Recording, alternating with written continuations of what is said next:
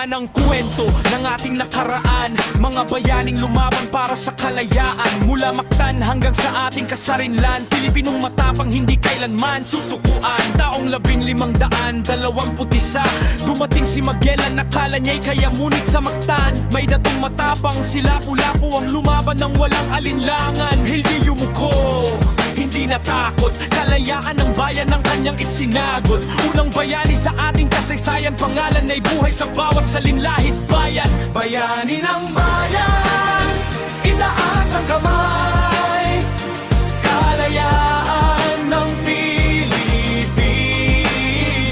Ipinaglaban ang tunay, dugo at pawis ang kanilang inalay, para sa bandilang ngayon ay ating taglay.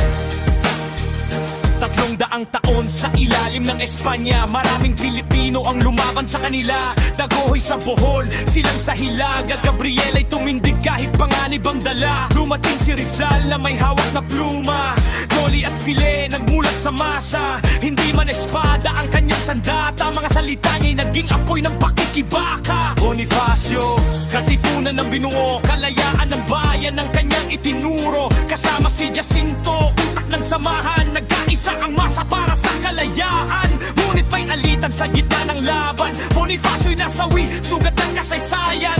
Aral sa atin ang pagkakawatak-watak, kapag nag-away ang bayan ang mababagsak. Bayani ng bayan, itaas ang kamay, kalayaan ng Pilipinas.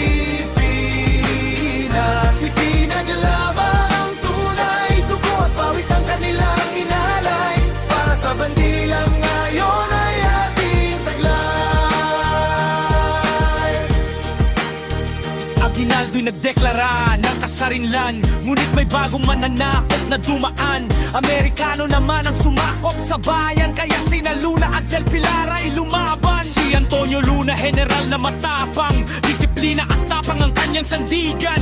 Unig pinaslang ng kapwa Pilipino, isa sa pinakamabigat kwento sa mundo. Dumating ang hapon noong digmaan, geriya ng bayan ay muling lumaban. Abad Santos, Lima't marami pang iba, nag-alay ng buhay para sa ating bansa. Hanggang dumating ang araw ng tagumpay, kalayaan ng Pilipinas ay muling sumilay. Mga bayani natin hindi malilimutan, sa puso ng Pilipino sila'y walang hanggan.